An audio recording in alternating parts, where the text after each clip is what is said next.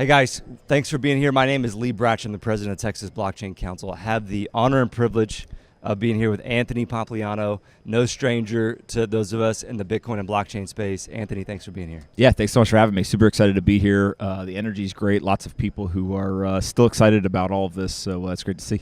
Yeah. Well, you've been on the news quite a bit lately. I've been seeing you on various channels.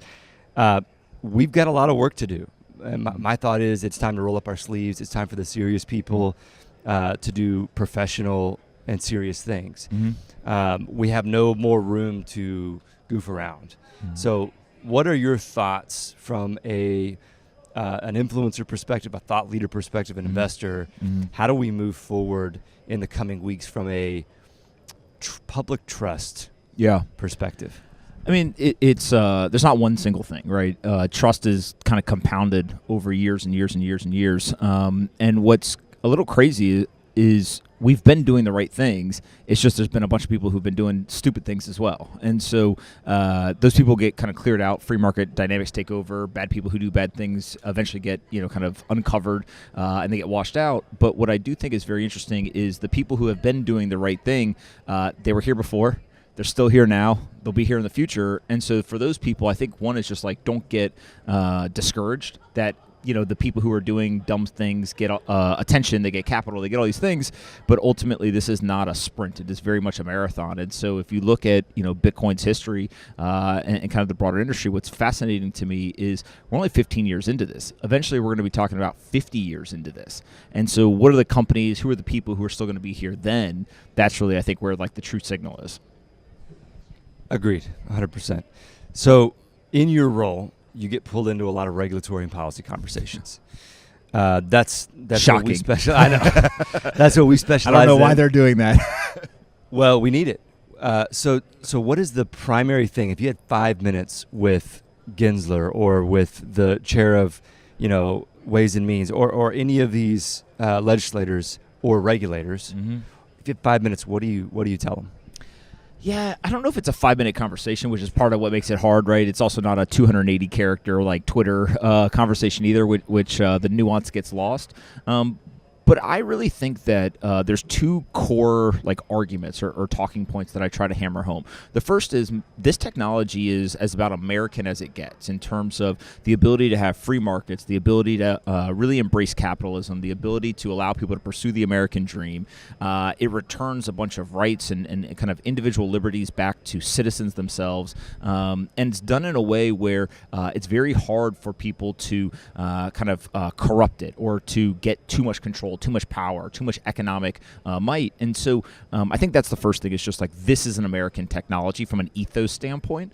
And then the second thing is it is one of the fastest growing economic sectors in the world. You can look at both the economic value that's created and captured. You can look at job creation. You can look at kind of the investment portfolios, all these different components. And so if you want America to continue to be a leader, both from a capital market standpoint, but also an impact on the citizens, then you have to embrace this. And so if you can combine the ethos of kind of American society, democracy, and capitalism with the potential impact that it can have to the actual wallets of American citizens, hey, we got to get this right.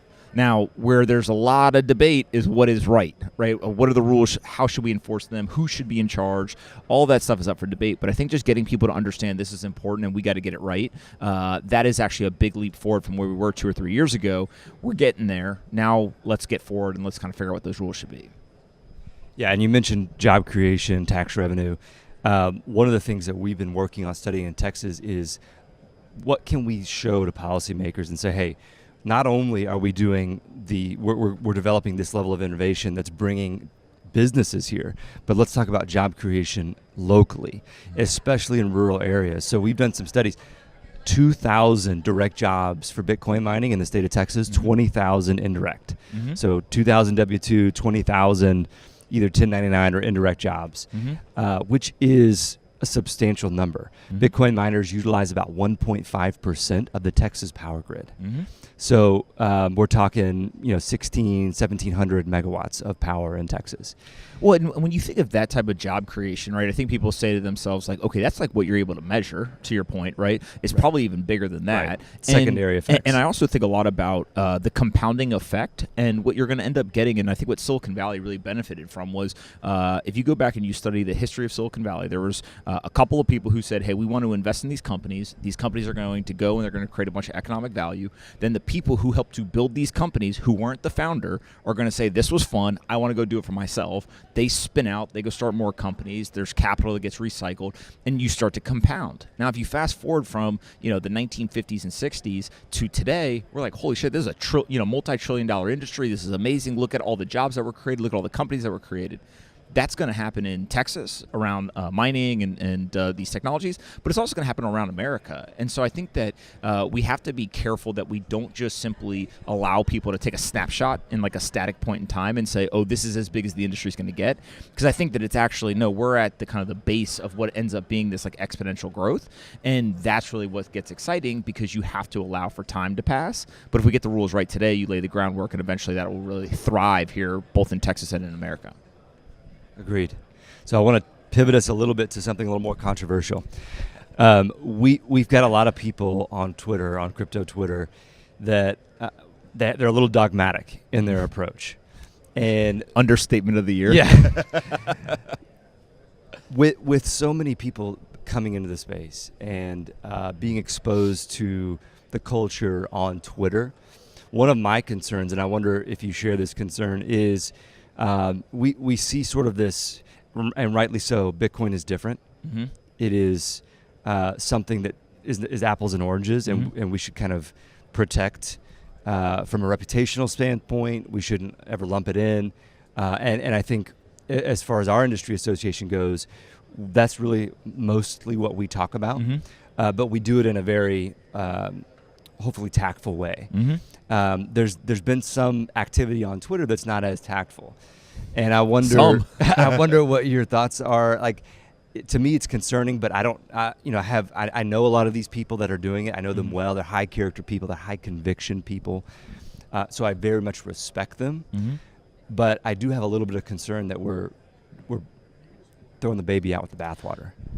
My biggest thing is, like, Twitter's not real life, and you have to kind of remind people of that. Yes, it is where a conversation happens. It's not the full conversation. It's not the only conversation, but it is a conversation, an important conversation.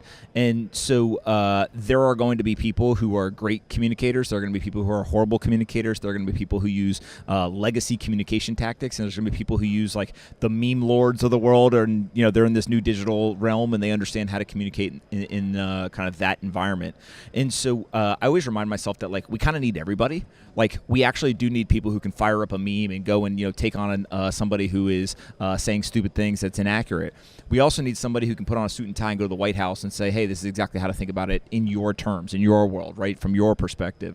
And so what's unique about this is there is no central planning going on. Right. So it's not like we have hey, let's have a board of directors meeting and okay, let's tone down the memes and let's turn up the regulation talk, right? Or hey, let's do vice versa.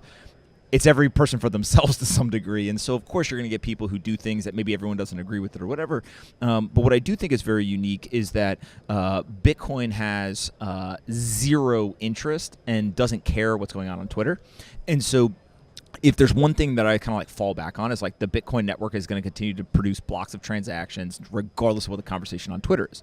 Now, to your point, we can be successful and shoot ourselves in the foot, or we can be successful and, like, make it a little bit easier for ourselves. And so what I think has really happened now is the people who have certain communication tactics, like, they're very self-aware of what they're doing, and we should actually embrace that communication, and we should use it for what it is valuable for, right? I don't think that people are going to, like, create memes, print them out on a piece of paper and show up to, like, politicians' office and, like, hand them to them. No, it's very much like for the digital realm. It's there to kind of combat all the FUD and all that type of stuff. At the same time, what we need tons of people who say, hey, that's not my strength. I have these other strengths. Let me go and do that. And so I think about it less about, like, hey, let's tone down the people on the internet or tone down the people who maybe, have kind of different tactics. And instead, let's really ratchet up all the other abilities that we have. And if you can get them onto equal footing, that's pretty much a beast, in terms of the ability for us to communicate. It's a lot of work, right? That ends up being the difficult part. I really like the way that you articulated that, and I think that's a strategy, with several influencers here in Austin, Texas. Austin is the Bitcoin capital of the world, in my opinion, and we've got some folks here who do that really well and they do that really tactfully, and so we're really appreciative of that and love what Austin is becoming and has become. You mentioned something I want to draw attention to: specialization. As an industry professionalizes, people do fewer things really broadly. They do them very deeply, and so kind of a honeycomb effect. You've got people that used to do 3 or 4 different things, and now they specialize in their vertical. What are some of the verticals that you think the industry does really well, and where are some of the verticals that you think we need more people that do this really well? Yeah, I think the first thing that jumps to mind is just we're really good at building infrastructure. Obviously, I think Bitcoin as a payment network itself, like the software of Bitcoin, the design of Bitcoin, is the single greatest invention in our lifetime. There's a lot of other things that people have done that are amazing, but I think that when you really sit down and you understand just what Bitcoin has been able to accomplish, it's breathtaking. And in order for Bitcoin to have reached the amount of success that it has, you need to build all the infrastructure. You have to get the mining network out there, all that stuff. So that's great.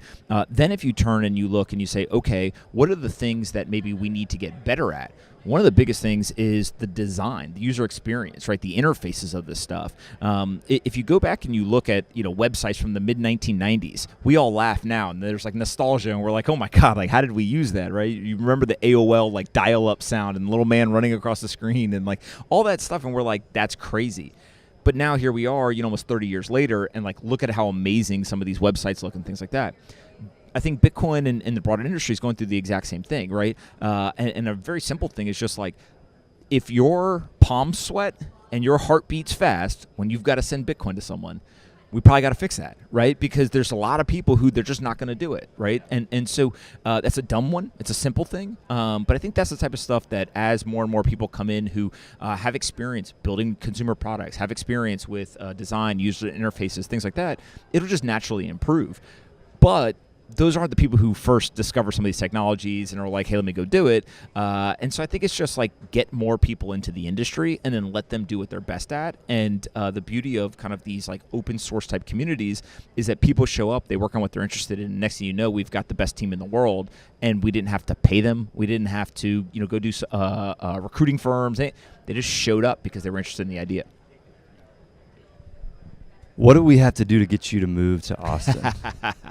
I thought about moving to Austin. I think I've talked about this before.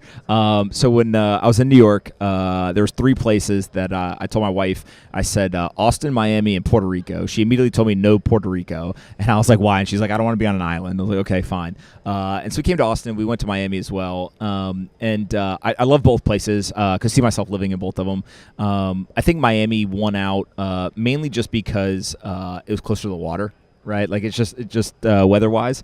I don't like the cold, and depending on when you come to Austin, it's usually pretty warm, but there's still a little bit of winter, and so I think that I'm probably going to stay in Miami and then just come to Austin quite a bit. I've been here, multiple times in the last 2 months, and to your point, I think there's a lot of great things that are happening here in Austin specifically, but also in the greater state of Texas. And what's fascinating to me is, if you start to kind of zoom out just from like Bitcoin and crypto industry, you have Tesla, you have a lot of these different factories, manufacturing and types of businesses that have the people who work there are also very interested in things like Bitcoin. And so you can see a world where there might be some people who on the weekends and nights are working on Bitcoin stuff and they're working at, let's say, a Tesla factory.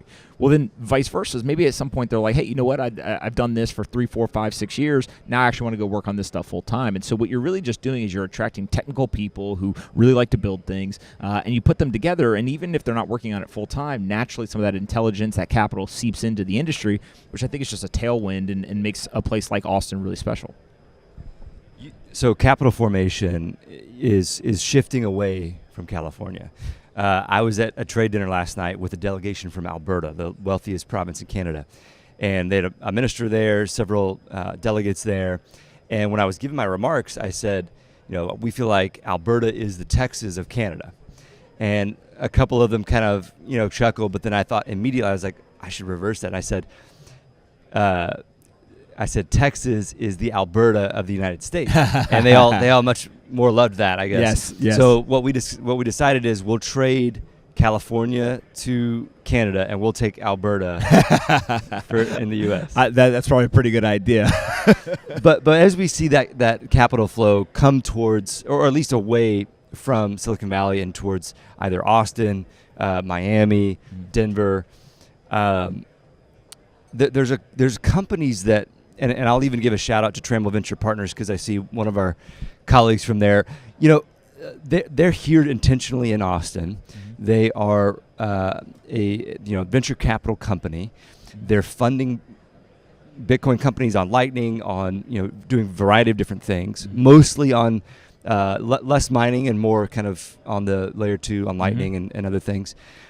How do we professionalize? Well, let me ask it this way. How do we attract more of that institutional capital to some non-traditional places like Austin? Austin's almost becoming traditional, but it's still quasi non-traditional. Do you see a movement of institutional capital moving away from New York and Silicon Valley? I don't think location matters anymore. I think that's probably like the biggest breakthrough is just whether an investor still lives in California, New York, or anywhere else in the world. They're not saying I only want to invest in my backyard. Like that's the real kind of 0 to 1, kind of advancement. And so what that does is you can be an entrepreneur, live anywhere in the world, build a good company, they'll find you. And I think we've seen example after example. Now, of course, there's still concentration, kind of to your point. And so what ultimately this does is it opens up the kind of aperture for investors. It also now allows for much bigger capital pools to look at your business. But it really still goes back to the same thing. If you just build a great company, people will be interested. People want to give you money, right? That's their job, is to find you and to give you the money.